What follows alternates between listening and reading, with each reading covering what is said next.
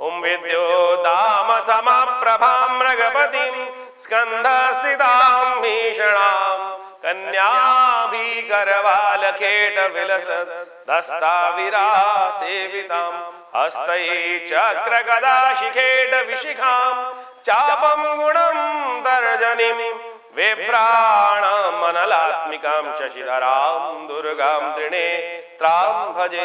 नमस्कार, स्वागत है आपका। मैं आचार्य विक्रमादित्य आपका स्वागत करता हूं आचार्यवाणी चैनल पर। और ये आचार्यवाणी चैनल आपके साथ पिछले काफी लंबे समय से जुड़ा हुआ है और हम जिस प्रकार के वीडियोस आपके समक्ष शेयर करते हैं वो बहुत भारत की विभिन्न पराविद्याओं के माध्यम से आपके साथ रहते हैं और ज्योतिष उसमें एक बड़ा महत्वपूर्ण अपना स्थान रखता है। और ज्योतिष की विद्या के अंतर्गत बहुत सारे अद्भुत प्रकार के रहस्य हैं जो भविष्य को जानने में बड़ा अद्भुत रूप से सहायता प्रदान करते हैं।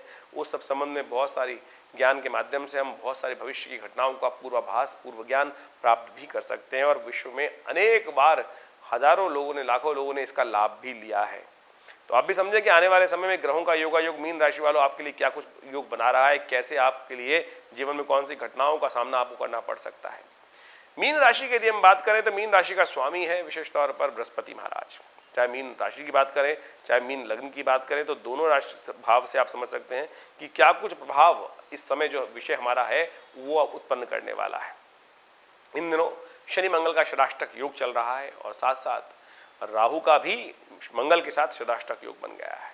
वैसे तो बृहस्पति का भी बना है, आपकी राशि के स्वामी है, लेकिन अशुभ ग्रहों का षडाष्टक कष्ट देने के योग दे देता है और उसमें उनको समझ लेना चाहिए क्या प्रभाव उत्पन्न कर रहा है।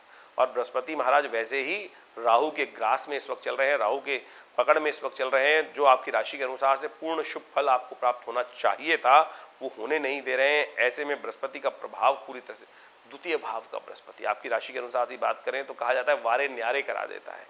लेकिन राहु महाराज जिस प्रकार से लगातार बृहस्पति के परिवर्तन होने के बाद भी उनके साथ चल रहे हैं और वो भयावह कष्ट दे रहे हैं। और इस समय में तो मंगल महाराज भी परिवर्तन करके जब कन्या राशि में आए 18 तारीख को, तो राहु जो महाराज आपके साथ बैठे हुए हैं बृहस्पति के साथ, आपके लग्न के स्वामी के साथ बैठे हुए हैं, उनके साथ षडाष्टक योग बन गया है। शनि महाराज, यदि आप अपनी राशि को देखें तो इधर शनि इधर राहु, दोनों के दोनों आपके लग्न को जिस प्रकार से ग्रास योग बना के बैठे हैं और पूरी तरह से उसके प्रभाव को शुभ नहीं होने दे रहे हैं। और साथ साथ मंगल सामने आके बैठ गए हैं। तो ये अजीब प्रकार का कॉम्बिनेशन, दो अशुभ षडाष्टक योग, शुभ ग्रह कोई प्रभाव उत्पन्न कर नहीं पा रहे हैं। ऐसे में आपको बड़ी सावधानी के साथ चलने की जरूरत है। मंगल जिस प्रकार के गोचर का प्रभाव उत्पन्न कर रहे हैं वो कष्ट देने के योग बना रहे हैं। आपकी सज्जनता का लोग नाजायज फायदा उठा सकते हैं। जबरदस्ती आपके ऊपर, ऐसे होता है ना, विपदाएं घेर की खड़ी होती हैं कि कोई इसका तो साथ, अरे चल तू भी चल साथ में भाई। क्या होता है, झगड़ा कहीं हो रहा हो तो आप वहां पे दर्शक के रूप में खड़े हैं, अच्छा बहुत अच्छा झगड़ा हो रहा है, चल भाई चल तू भी चल, वहां पे खड़ा हुआ था, तेरा नाम भी था, तुम भी मुक्तराम बन रहे हो। तो ऐसी समस्या उत्पन्न कर सकते हैं आपके साथ ग्रह योग इस वक्त प्रकार से। शनि 12वें भाव में बैठकर, वक्र स्थिति में बैठकर वो जुर्माना देने का योग बना रहे हैं। मंगल के साथ वहां पर युद्ध के भाव चल रहे हैं। राहु महाराज वहां बृहस्पति के शुभत्व को लाभ होने नहीं दे रहे हैं। तो बड़े विचित्र स्थिति में आप फंसे हुए हैं। लेकिन बहुत लंबे समय तक ये ग्रहों का योगा योग नहीं चलने वाला। अभी तो बना है लेकिन आप समझें ये स्थिति बहुत लंबे समय तक नहीं चलेगी। वो भी हम बताने वाले हैं आपको। अब ये जो ग्रहों का योगा योग बना है 3 अक्टूबर को ये ग्रहों का परिवर्तन आने का योग, पहला रूपरेखा शुरू हो जाएगी और फिर ऐसे छटेंगे जैसे विशेष तौर पे हम बात करें कि जैसे गधे के सिर से सींग गायब हो गए ना, तो ऐसे भी कहावत के तौर पर समझाने का प्रयास कर रहे हैं कि बिल्कुल इस प्रकार से परिवर्तन आने के योग बनेंगे। लेकिन इस वक्त योग हैं ये जो आपको पूरी तरह से कष्ट दे सकते हैं। तो आपको बड़े अच्छे से इस योग को समझकर दो शुभ ग्रहों का षडाष्टक योग जिस प्रकार से बना हुआ है, राहु का और साथ में शनि का, मंगल के साथ जिस प्रकार का योग बन रहा है, ये आपको बड़ी सावधानी से चलने की जरूरत है। इस समय में आपके खर्चे बढ़ सकते हैं, आपको परेशानी के योग बना सकते हैं, अननेसेसरी के जुर्माने आपके जीवन में आपको परेशान करने के योग दे सकते हैं। तो आप समझें इससे आपको बचने की आवश्यकता है, बहुत बढ़िया से उपाय करने की जरूरत है, तब जाकर आपको कुछ ना कुछ रिलीफ प्राप्त हो सकता है। नहीं तो ग्रह आपके पूरी तरह से खिलाफ इस वक्त एक साजिश रचने की तरह बैठे हुए हैं। 3 अक्टूबर को परिवर्तन का योग बनेगा। बिल्कुल आप समझें 3 ग्रहों को 3 अक्टूबर को मंगल सबसे पहले परिवर्तन होकर तुला राशि में जाएंगे, वो आगे चले जाएंगे। वो एक बहुत बड़ा रिलीफ होगा कि इन दोनों ग्रहों की ग्रास से निकल जाएंगे। षडाष्टक योग मंगल का और राहु का साथ जो बन रहा है वो हट जाएगा। सबसे पहली बात, अच्छी बात तो वो होगी। उसके बाद 31 अक्टूबर को एक बहुत महत्वपूर्ण डेट रहेगी, जो विशेष तौर पर आपके लिए और सबसे बेस्ट होगी कि महाराज राहु महाराज भी वहां से बृहस्पति के साथ हटकर आगे पीछे आ जाएंगे वापस वहां से। ठीक है, आपके लग्न में आएंगे, थोड़ा सा रहेगा, लेकिन फिर भी बृहस्पति का शुभ प्रभाव जो होना चाहिए, आपकी राशि का शुभ प्रभाव होना चाहिए, आपकी राशि के स्वामी का शुभ प्रभाव होना चाहिए, धन आगमन की सूचना होनी चाहिए, विशेष तौर पे व्यवसाय में, कुटुंब में बहुत प्रकार के पॉजिटिव चेंजेस आने के योग बनने जो बृहस्पति के आने की उम्मीद की जाती है। जब बृहस्पति बदल के आए थे आज से करीब करीब 6 महीने पहले, तो कहा लगा था कि बहुत इंपॉर्टेंट चेंजेस लाने के योग बनाएंगे, लेकिन उन सब ने वो प्रभाव उत्पन्न किए नहीं। कारण था ना ये राहु महाराज साथ में आके साथ में राहु चले गए थे। तो अब वो बादल धीरे धीरे छटते हुए दिखाई देंगे, और जब छटेंगे तो ऐसे छटेंगे कि बरसात होने के योग बन सकते हैं, धन की बरसात होने के, लाभ की बरसात होने की स्थिति बहुत बढ़िया तरह से बन सकती है। तो ऐसे में आपको कुछ दिन और इंतजार करने की जरूरत है, कुछ खास उपाय करके रखने की जरूरत है, क्योंकि जो ये षडाष्टक योग है किसी प्रकार भी ठीक नहीं है। दुर्घटना का योग बनाता है, परेशानी देने का योग बनाता है, नुकसान का योग बनाता है, और आपकी जो आगे प्रोग्रेस है उसको रोकने का योग बनाता है। तो इन सब चीजों को समझते हुए आपको कार्य करने की जरूरत है। बीच में 28 जब हम बात करें कि 24 सितंबर को मंगल अस्त भी हो जाएंगे। ये मंगल अस्त होने की वजह से थोड़ा सा एंजाइटी और बढ़ा सकते हैं। 24 सितंबर को जब मंगल अस्त होंगे सूर्य के बिल्कुल सन्निकट जाने के बाद, तब ये स्थिति और थोड़ी कष्ट में हो सकती है। तो ऐसे में उपाय करने की जरूरत है। आपको थोड़ा सा उपाय अब कर लेंगे तो एक उपाय हम बताएंगे आपको जो आपको बहुत बढ़िया देगा। एक उपाय ऐसा कि जो मंगल और शनि दोनों को ठीक करेगा। दूसरा उपाय जो बताएंगे जो राहु के दुष्प्रभाव को भी ठीक कर सकता है। देखिए आप समझें कि जो जिस प्रकार की औषधि जिस प्रकार की चाहिए, उस औषधि को यदि आप ले लें तो तुरंत मर्ज ठीक हो जाता है, यानी बीमारी ठीक हो जाती है। तो उसी प्रकार से उसी दिशा में हमें कार्य करने का प्रयास करना चाहिए। सबसे श्रेष्ठ उपाय मंगल महाराज को ठीक करने के लिए हनुमान जी, शनि को भी ठीक करने के लिए हनुमान जी। आमतौर पर लोग शनि के पीछे लग जाते हैं, शनि पे तेलाभिषेक कर और अनेक अनेक प्रकार से उपाय करने के बहुत सारे योग शास्त्र में, लेकिन शास्त्र में वर्णित सबसे श्रेष्ठ उपाय जो है वो हनुमान जी की आराधना करने से ही शनि और मंगल के समस्त प्रकार के कष्टों को दूर करने के योग बनते हैं। ये तो दुकानें खोल दी हैं लोगों ने, शनि के बहुत सारे मंदिर बना के तेल पे तेल, तेल पे तेल, और पता नहीं किस किस प्रकार से, यानी शनि की कलयुग के देवता जो है वो शनि की मूर्ति बड़ी करने का प्रयास कर रहे हैं। एक से एक बड़ी मूर्ति को बड़ा करने का एक ऐसी होड़ सी लग गई है कि मेरी मूर्ति तुमसे बड़ी, और बाबा जी एक एक आते चले जाते हैं। अरे शनि की बड़ी मूर्ति क्यों कर रहे हो मेरे भैया? बड़ी करनी है तो शनि के कष्ट को छोटा करने के लिए काम करो ना।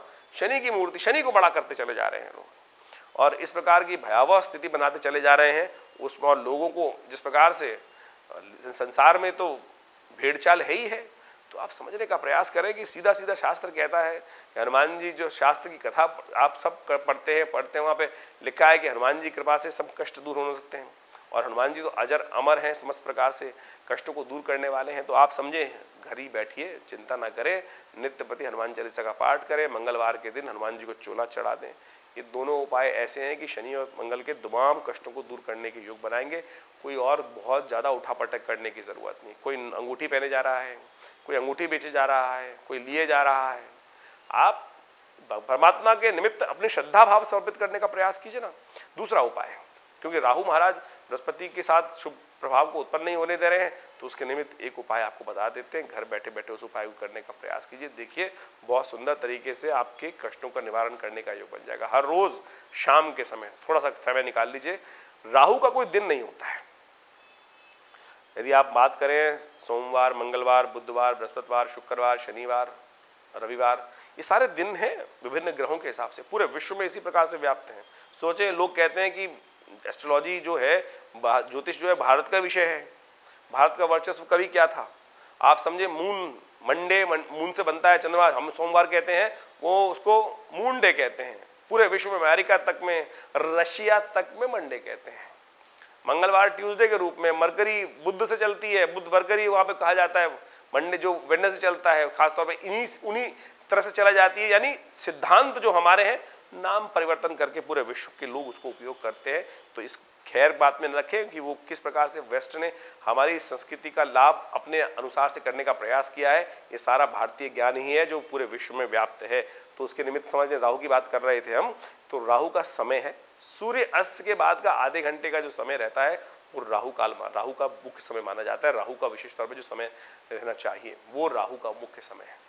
सूर्य उदय से पहले का समय जो है वो आधे घंटे का, वो केतु का समय माना जाता है। सूर्य अस्त के बाद का समय, जिसको पक्की शाम बोली जाती है, वो राहु का समय माना जाता है। ऐसे में भगवान शिव का अभिषेक नर्मदेश्वर शिवलिंग के पास जाकर थोड़ा दूध में थोड़ा तिल डाल लीजिए और भगवान शिव का अभिषेक आप स्वयं अपने भाव से करने का प्रयास कीजिए। देखिएगा ये राहु के दुष्प्रभाव को बचने के बहुत सुंदर प्रभाव, उसका लाभ, उसका आपके रास्ते प्राप्त होंगे। नहीं तो इन ग्रहों ने जिस प्रकार का खेल रचा हुआ है ये आपको लगातार कष्ट देने के योग इस समय बनने वाले हैं। हमने आपको तिथि तक बता दी, कब ये परिवर्तन का आप खुद एनालाइज कर सकते हैं। नहीं तो जो पिछले 1.5 साल से ये राहु और बृहस्पति का योग चल रहा था वो आपको कैसा परेशान कर रखा है, आप स्वयं उसका प्रभाव समझ सकते हैं। बृहस्पति ने आने के बाद भी उतना लाभ नहीं दिया जितना दे सकते हैं और वो सब ग्रास यहाँ बैठे हुए हैं लेकर।